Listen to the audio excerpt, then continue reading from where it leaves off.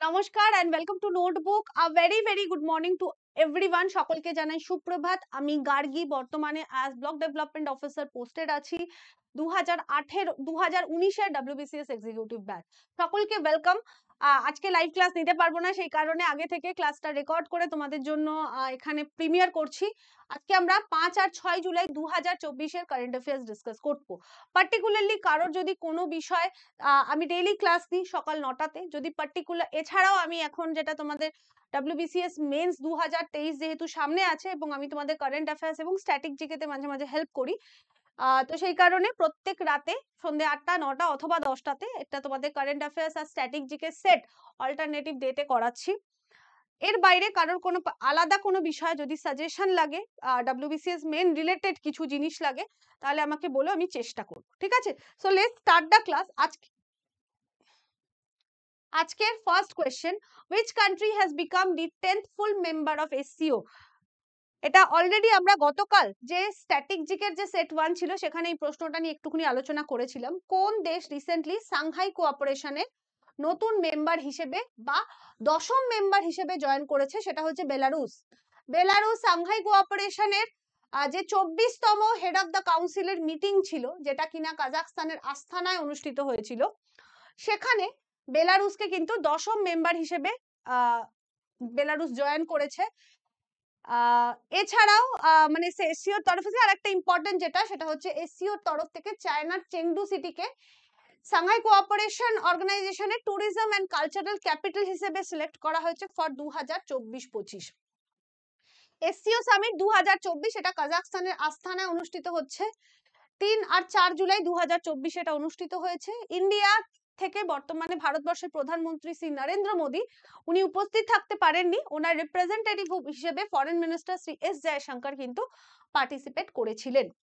Shanghai cooperation organisation 2001 এর establishment. এটা basically Europe আর এশিয়ার political and economic security alliance একটা। হেডকোয়ার্টার চায়নার বেজিং এ অবস্থিত। মেম্বার এটা 9 হবে না, এটা চেঞ্জ হচ্ছে কারণ 10 হয়ে গেল। China, India, Kazakhstan, Kyrgyzstan, Pakistan, Russia, Tajikistan, Uzbekistan, Iran and Belarus. Last Iran join করেছিল ইন 2023, এখন বেলারুস জয়েন করলো। অফিসিয়াল ল্যাঙ্গুয়েজ হচ্ছে চাইনিজ এন্ড রাশিয়া। আর সেক্রেটারি জেনারেল, এটাও কারেন্ট অ্যাফেয়ার্স এর মধ্যেই পড়বে, Zhang Ming is the secretary general of SCO. Belarus landlocked country eastern ইউরোপে। ক্যাপিটাল এবং লার্জেস্ট সিটি হচ্ছে Minsk. Government unitary presidential republic under dictatorship. Legislature হচ্ছে ন্যাশনাল অ্যাসেম্বলি। প্রেসিডেন্ট হচ্ছেন আলেকজান্ডার লুকাশেঙ্কো। প্রধানমন্ত্রী রোমান গলভচেঙ্কো এবং কারেন্সি হচ্ছে বেলারুসিয়ান রুবেল। কোথায়? ইস্টার্ন ইউরোপের একটি দেশ। এইটা হচ্ছে ভারত, সরি ভারত বলছি, এটা হচ্ছে ইউরোপের ম্যাপ। বলো বেলারুস কোথায় অবস্থিত? অ্যাকচুয়ালি আমাকেও খুঁজতে হবে, জানো, হোয়ার ইজ বেলারুস?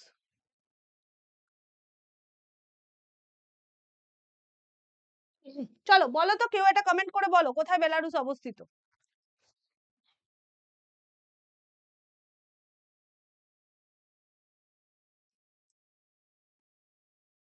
কোন কালার দিয়ে আছে বলো?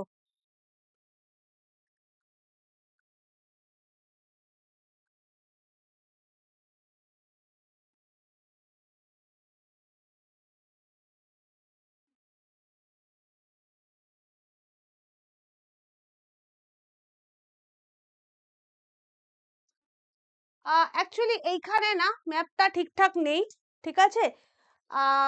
এইটা এখানে মার্ক করা নেই, দিস ইজ বেলারুস। আমি হঠাৎ করে ওই জন্য একটু দেখেই নিলাম। এই যে জায়গাটা, এইটা হচ্ছে বেলারুস, পোল্যান্ডের ঠিক পশ্চিম দিক পূর্ব দিকে অবস্থিত। এইখানে মার্ক করা নেই এই ম্যাপটাতে, কারণ এই রাশিয়ার এই পোর্শনটা, ইউরেশিয়া পোর্শনটা একটু বাদ আছে এই ম্যাপ থেকে, ঠিক আছে। Next, who has been nominated as the chairman of National Medical Commission? National medical কমিশনের নতুন চেয়ারম্যান হিসেবে নমিনেট করা হয়েছে ডক্টর BN গঙ্গাধরকে, এবং ইনি কিন্তু অ্যাজ চেয়ারম্যান অ্যাপয়েন্টেডও হয়েছেন। BN গঙ্গাধর, যিনি বর্তমানে অফিস মানে চেয়ারম্যানের অফিস সামলাচ্ছিলেন, ওনাকে অফিসিয়ালি কিন্তু চেয়ারম্যান হিসেবে নিযুক্ত করা হলো।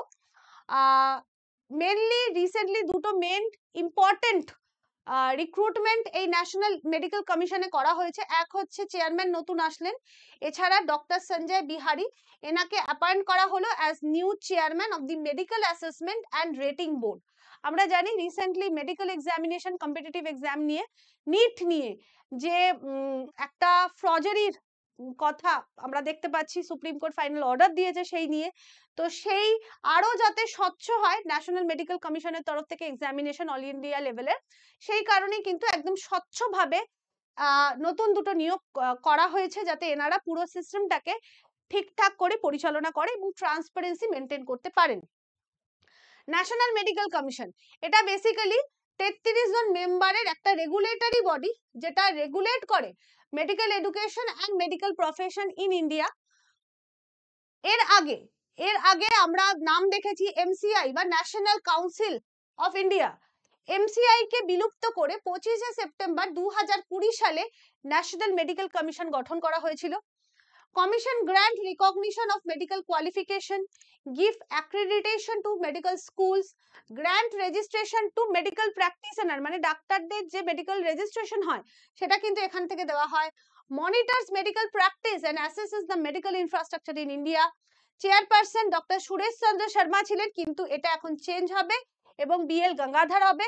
Affiliated to ministry of health and family welfare. ঠিক আছে, এখানে তোমাদের কাছে প্রশ্ন, who is the current minister of health, union minister of health and family welfare, comment করে জানিও। Next, who has become the MD and CEO of SBI general insurance? তিনি হচ্ছেন নবীন চন্দ্র ঝা। নবীন চন্দ্র ঝা এসবিআই জেনারেল ইন্স্যুরেন্সের এমডি এবং সিইও হিসেবে নিযুক্ত হলেন। SBI general insurance company, যেটা 2009 সালে গঠিত হয়েছিল, 2010 থেকে এটি অপারেশন শুরু করে। এর হেডকোয়ার্টার মুম্বাইতে অবস্থিত। বিভিন্ন ইন্স্যুরেন্স স্কিম, তোমরা জানো এসবিআই জেনারেল ইন্স্যুরেন্স, কারণ এসবিআই অ্যাকাউন্ট থাকলেই দেখবে তোমাদেরকে অ্যাপ্রোচ করা হয় ইন্স্যুরেন্স দেওয়ার জন্য এসবিআই এর তরফ থেকে। ঠিক আছে, নেক্সট চলে যাচ্ছি, who has taken oath as the chief minister of Jharkhand? Hemant Soren. Hemant Soren তৃতীয়বারের জন্য ঝাড়খণ্ডের চিফ মিনিস্টারের শপথ গ্রহণ করলেন। হেমন্ত সোরেন, যিনি কিনা বর্তমানে ঝাড়খণ্ড মুক্তি মোর্চার এক্সিকিউটিভ প্রেসিডেন্ট, ইনি রিসেন্টলি ঝাড়খণ্ডের 13তম চিফ মিনিস্টার হিসেবে শপথ গ্রহণ করলেন এবং ওনার এটা as a chief minister of Jharkhand third term. উনি কাকে রিপ্লেস করলেন? চম্পাই সোরেন, যিনি কিনা 5 মাসের জন্য সিএম পদ গ্রহণ করেছিলেন। 2013 সালে প্রথমবারের জন্য হেমন্ত সোরেন ঝাড়খণ্ডের ইয়াংগেস্ট চিফ মিনিস্টার হিসেবে শপথ গ্রহণ করেছিলেন। সেকেন্ড টাইম 2019 সালে যখন ওনার যে বিধানসভা ইলেকশন জিতে ওখানে সেকেন্ড টার্মের জন্য মুখ্যমন্ত্রী হন। রিসেন্টলি আমরা দেখেছি যে 6 মাস আগে এনফোর্সমেন্ট ডাইরেক্টরেটের তরফ থেকে উনি অ্যারেস্টেড হয়ে গেছিলেন। তখন ওনার পরে চম্পাই সোরেন মুখ্যমন্ত্রী শপথ গ্রহণ করেন। রিসেন্টলি উনি বেরিয়েছেন এবং আবারও চিফ মিনিস্টার হিসেবে শপথ নিলেন। ঝাড়খণ্ড 15ই নভেম্বর 2000 সালে ঝাড়খণ্ডের গঠন। গভর্নর হচ্ছেন সিপি রাধাকৃষ্ণন। হেমন্ত সোরেন বর্তমানে আবারও চিফ মিনিস্টার এবং হাইকোর্ট হচ্ছে Jharkhand high court. Which portal was launched by Union Minister of G. Kishan Reddy to help UPSC candidate? UPSC ক্যান্ডিডেটদের সাহায্য করার জন্য রিসেন্টলি পার্টিকুলারলি একটা কিছু স্টুডেন্টকে সাহায্য করার জন্য একটা পোর্টাল খোলা হয়েছে ফ্রম কোল ইন্ডিয়া লিমিটেড, সেটি হচ্ছে Nirman portal. Union minister for coal and mines Shri G Kishan Reddy একটি পোর্টাল লঞ্চ করেছেন, যার ফুল ফর্ম হচ্ছে noble initiative for rewarding mains aspirants of national civil service examination Nirman, new দিল্লিতে লঞ্চ করা হয়েছে। এটা হচ্ছে এই যে মিশনটা, এটা লঞ্চ করা হয়েছে আন্ডার মিশন কর্মযোগী, যেটা প্রধানমন্ত্রী নরেন্দ্র মোদী লঞ্চ করেছিলেন। কোল ইন্ডিয়ার লিমিটেডের তরফ থেকে CSR scheme, social corporate social রেসপন্সিবিলিটির আন্ডারে এই নির্মাণ পোর্টালটা শুরু করা হয়েছে, যেখানে বিভিন্ন ইউপিএসসি যারা অ্যাসপিরেন্ট আছে, যারা কিনা প্রিলিমিনারি কোয়ালিফাই করেছে মেন এক্সাম দেবে, তাদেরকে আলাদাভাবে যাতে গাইড করা হয় এই নির্মাণ পোর্টালের আন্ডারে, সেটা দেখা হবে। ঠিক আছে, who has been appointed as the new prime minister of UK বা ইউনাইটেড কিংডমের নতুন প্রাইম মিনিস্টার কে হলেন? Care Starmer. King Charles III বর্তমানে যিনি মোনার্ক আছেন ইউকে, তিনি কেয়ার স্টারমারকে নতুন প্রধানমন্ত্রী হিসেবে শপথ গ্রহণ মানে অ্যাপয়েন্ট করলেন at Buckingham Palace UK. Keir Starmer ইউকের 58তম প্রাইম মিনিস্টার হলেন এবং উনি কিন্তু কোন পার্টিকে রিপ্রেজেন্ট করছেন? লেবার পার্টিকে রিপ্রেজেন্ট করছেন। ওনার পার্টি কনজারভেটিভ, ওনার পার্টি কিন্তু বিপুল ভোটে জিতেছে। কনজারভেটিভ পার্টি, যেটা কিনা লিড করছিলেন ঋষি সুনাক, ওনাকে কনজারভেটিভ পার্টিকে বিশাল ভোটে হারিয়ে কিন্তু লেবার পার্টির তরফ থেকে কেয়ার স্টারমার ইউকে 58তম প্রাইম মিনিস্টার হলেন। ইউকে যদি দেখি, তিনটে main island, Scotland, northern island এবং ইংল্যান্ড এন্ড ওয়েলস দিয়ে ইউকে গঠিত। ঠিক আছে, গ্রেট ব্রিটেন নামে ওটি পরিচিত। ঠিক আছে, capital London. England, Scotland, Wales and Northern Ireland, যেটা বললাম। বর্তমানে মোনার্ক আছেন চার্লস III, প্রধানমন্ত্রী Keir Starmer. Upper house House of Lords, lower house হচ্ছে হাউস অফ কমন্স এবং ওখানকার কারেন্সি হচ্ছে pound sterling. Where has the Indian Air Force Chief inaugurated the Weapon System School? ভারতীয় এয়ার ফোর্সের, ইন্ডিয়ান এয়ার ফোর্সের chief কোথায় ওয়েপন সিস্টেম স্কুল ইনগ্রেট করলেন? হায়দ্রাবাদে।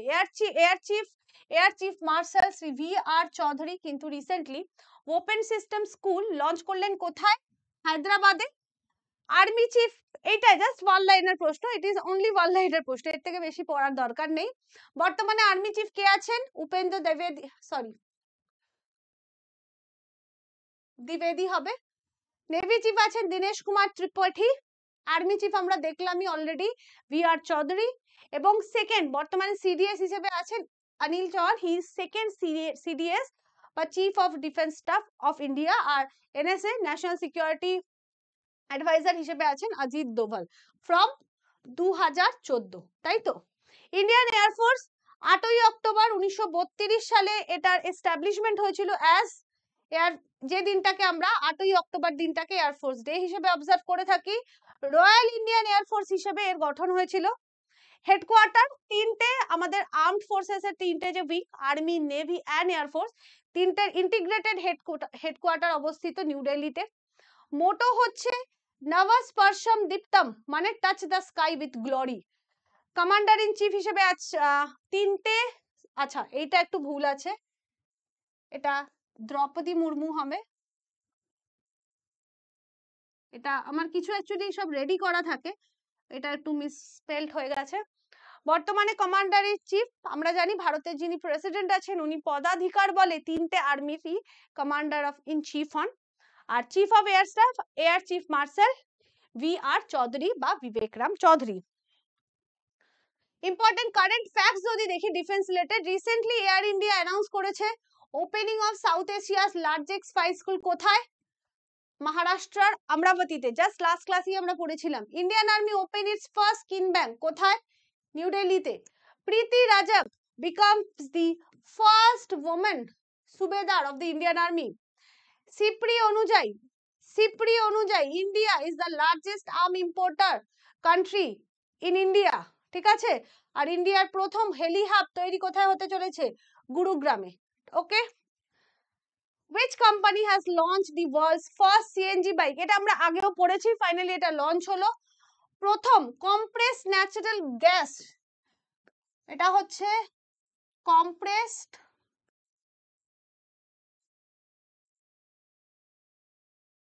ন্যাচারাল গ্যাস চালিত বাইক লঞ্চ করলো কে? বাজাজ। নাম কি? বাজাজ ফ্রিডম 125। এই বাইকটা বোথ CNG এবং পেট্রোলে রান করতে পারে এবং একজন যিনি বাইক চালাচ্ছেন তিনি CNG আর পেট্রোলের মধ্যে একটা বাটন প্রেস করে কিন্তু মোডটা চেঞ্জ করে চালাতে পারবেন। ঠিক আছে, এর যে ইনিশিয়াল প্রাইস সেটা 95,000 থেকে শুরু হচ্ছে। 2 কেজি CNG ট্যাঙ্ক থাকছে এবং এই কোম্পানি ক্লেম করছে যে CNG আর পেট্রোল মিলে প্রায় 330 কিলোমিটার কিন্তু চলবে এই বাইকটা। Who became the first Indian all-rounder cricketer to get #1 rank in ICC T20 ranking? ICC তরফ থেকে তোমরা জানো প্রতি মাসে T20 টেস্ট এবং ODI মানে 50 ফরম্যাটের যে ওয়ানডে হয় সেটার জন্য বেস্ট বলার, বেস্ট ব্যাটসম্যান, বেস্ট অলরাউন্ডার এর নাম ঘোষণা করা হয়। প্রথমবারের জন্য কোনো ভারতীয় টি20 ফরম্যাটে অলরাউন্ডার হিসেবে র্যাঙ্ক 1 হলেন যিনি, তিনি হচ্ছেন হার্দিক পান্ডিয়া। রিসেন্টলি আমরা দেখেছি ওনার পারফরমেন্স মুম্বাই ইন্ডিয়ান ক্যাপ্টেন হিসেবে as well as T20 world কাপে, বিশেষ করে ফাইনাল ম্যাচে ওনার যে পারফরমেন্স তার উপর বেস করেই র্যাঙ্কিংটা করা হয়েছে। এখনো অবধি মাত্র 5 জন, মানে he is the 6th player যিনি কিনা এই টি20 র্যাঙ্কিং এর টপ স্পট পেয়েছেন। এখন অবধি ওনার আগে 5 জন টপ স্পট পেয়েছিলেন। তার মধ্যে ব্যাটসম্যানের মধ্যে পড়ছেন গৌতম গম্ভীর, বিরাট কোহলি, সূর্যকুমার যাদব, মানে এরা প্রত্যেকে কখনো না কখনো টি20 র্যাঙ্কিং এ ব্যাটসম্যানশিপে র্যাঙ্ক 1 হয়েছেন। বোলারদের মধ্যে আছেন জসপ্রীত বুমরা এবং রবি বিষ্ণই, এবং অলরাউন্ডারের মধ্যে কিন্তু একমাত্র হার্দিক পান্ডিয়াই আছেন। এক্ষেত্রে জসপ্রীত বুমরার ক্ষেত্রে একটা ইনফরমেশন দিয়ে দিই যে জসপ্রীত বুমরা ইজ দ্য প্রথম ভারতীয় ফাস্ট বলার যিনি কিনা ফেব্রুয়ারি 2024-এ টেস্ট ম্যাচে ফাস্ট বলার হিসেবে বেস্ট বলারের র্যাঙ্কিং 1 ছিল। মানে এর আগে কোনো ভারতীয় ফাস্ট বলার টেস্ট ম্যাচের ক্ষেত্রে বা টেস্ট ফরম্যাটে র্যাঙ্ক 1 আইসিসি তে পায়নি। Jasprit Bumrah is the first one. For how long has the Smart City Mission been extended? Smart City Mission যেটা প্রধানমন্ত্রী নরেন্দ্র মোদী 2015-তে লঞ্চ করেছিলেন, 25শে জুন 2015-তে লঞ্চ করেছিলেন, এবং সেই স্মার্ট সিটি প্রজেক্টের আন্ডারে 100টা শহরে প্রায় 8000টা প্রজেক্ট নেওয়া হয়েছিল, যার জন্য খরচা করা হয়েছিল ধরা হয়েছিল প্রায় 1.6 লাখ crore। বলা হয়েছিল এটা স্মার্ট সিটি, যেখানে কিনা সাস্টেইনেবল ইনক্লুসিভ সিটি, যেটা খুব ভালো ইনফ্রাস্ট্রাকচার প্রোভাইড করবে, তার সিটিজেনদের খুব ভালো ফ্যাসিলিটিস প্রোভাইড করবে। এটা লঞ্চ করেছিলেন 2015-তে প্রধানমন্ত্রী Narendra Modi. This is the second time যখন স্মার্ট সিটি প্রজেক্টের টেনিওরটা বা এন্ড লিমিটটা বাড়ানো হলো। এর আগে অলরেডি এটা বাড়ানো হয়েছিল, দাঁড়া এটা একটু অলরেডি এর যে টার্মটা এটা কিন্তু শেষ হয়ে যাচ্ছিল 3 জুলাই 2025-এ, সেটা বাড়িয়ে এটা এখন মনে করা হচ্ছে 31 মার্চ 2025-এর মধ্যে এই স্মার্ট সিটি প্রজেক্টটা কমপ্লিট হবে। Union ministry of housing and urban affairs এর তরফ থেকে এটা ঘোষণা করা হয়েছে। এখনো অবধি 100টা সিটিতে 8000টা প্রজেক্টের মধ্যে 7188টা প্রজেক্ট কমপ্লিট হয়েছে, প্রায় 90% অফ দ্য টার্গেট, এবং খরচা হয়েছে প্রায় 1.44 লাখ crore। আশা করা হচ্ছে 31শে মার্চ 2025-এর মধ্যে সম্পূর্ণ smart city project in 100 সিটিজ complete হয়ে যাবে। Who took over the presidency of EU Council for 6 months from Belgium? Hungary। এতদিন ধরে মানে লাস্ট 6 মান্থ ধরে ইউরোপিয়ান ইউনিয়নের প্রেসিডেন্টশিপ ছিল বেলজিয়ামের কাছে, এখন এটা শিফট করা হলো হাঙ্গেরিতে। হাঙ্গেরি এই জুলাই থেকে 2024-এর জুলাই থেকে ডিসেম্বর 2024 অবধি এই প্রেসিডেন্টশিপটা ভোগ করবে। হাঙ্গেরির যে প্রেসিডেন্টশিপ তার মোটো হচ্ছে making Europe great again. European union 27টা মেম্বার নিয়ে ইউরোপের 27টা দেশ নিয়ে বা মেম্বার নিয়ে ইউরোপিয়ান ইউনিয়নের গঠন। ক্যাপিটাল ব্রাসেলস, ইউরো হচ্ছে কারেন্সি, অফিসিয়াল ল্যাঙ্গুয়েজ হচ্ছে 24টা আছে, কিন্তু ইংলিশ, ফ্রেঞ্চ আর জার্মানি হচ্ছে প্রধান। President Roberto মেটসোলা। ম্যাস্ট্রিক্ট ট্রিটির মাধ্যমে এইটা প্রথম ইউরোপিয়ান ইউনিয়নের গঠন হয়েছিল, এবং ইউরোপিয়ান ইউনিয়নের যে প্রেসিডেন্টশিপটা সেটা তা ইউরোপিয়ান ইউনিয়নের মেম্বারদের মধ্যে প্রতি 6 মাস অন্তর অন্তর চেঞ্জ হয়। রিসেন্টলি এনার ইউরোপিয়ান ইউনিয়নের প্রেসিডেন্ট কিন্তু চেঞ্জ হয়েছে, রবার্ট মেটসোলা কিন্তু এখন আর প্রেসিডেন্ট নেই। সরি, এটা আমি একটু ভুল বলেছিলাম, আমরা জাস্ট 2-3 দিন আগেই এটা পড়েছি। কে আছে এখন president? Ursula von der Leyen, ইনি হচ্ছেন বর্তমানে ইউরোপিয়ান ইউনিয়নের প্রেসিডেন্ট। এবং আজকে শেষ প্রশ্ন, which country recently issues new yen banknotes with 3D hologram technology to fight the counterfeiting? Japan recently পৃথিবীর মধ্যে প্রথম দেশ হলো যারা কিনা তাদের ব্যাংক নোটে 3D হলোগ্রাম টেকনোলজি ইউজ করছে, এবং এর প্রধান ইস্যু হচ্ছে যে মানে কি বলবো, জালিয়াতি বন্ধ করার জন্য। যদি একদম পাতি কথায় বলি, জালিয়াতি বন্ধ করার জন্য। জাপানের কারেন্সি আমরা জানি ইয়েন, তো 10,000 ইয়েন, 5,000 ইয়েন এবং 1000 ইয়েনে এটা দেখা যাবে। যদিও পুরনো নোটকে সম্পূর্ণভাবে ব্যান করে দেওয়া হচ্ছে না রোজকার জিনিস কেনার জন্য, যেমন ভেন্ডিং মেশিনের ক্ষেত্রে বা বাস ফেয়ারে পুরনো নোট ইউজ করা যাবে, কিন্তু Japan is the first country in the world যারা কিনা ব্যাংক নোটের ক্ষেত্রে কিন্তু 3D হলোগ্রাম টেকনোলজি ইউজ করছে। জাপান এটা আইল্যান্ড কান্ট্রি, আমরা জানি এশিয়ার, capital Tokyo, legislature national diet, emperor Naruhito, প্রধানমন্ত্রী আছেন ফুমিও কিসিডা এবং কারেন্সি হচ্ছে জাপানিজ ইয়েন। ঠিক আছে, দিস ইজ দা, এটা হচ্ছে নতুন নোট, এটা স্পেসিমেন কপি, এই রকম হলোগ্রাম কিন্তু এখানে ইউজ করা হবে, 3D হলোগ্রাম। ঠিক আছে, চলো এবার তোমাদের জন্য প্রশ্ন, who has become the new prime minister of Netherland?